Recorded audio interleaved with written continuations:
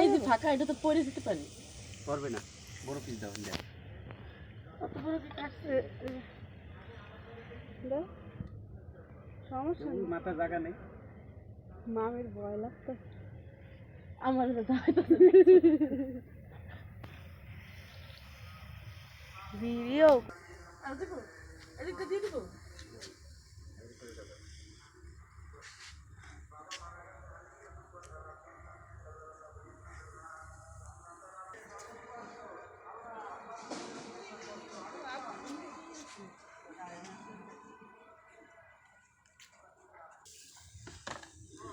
এরপরে দিব কিনা আমি তো জানি না।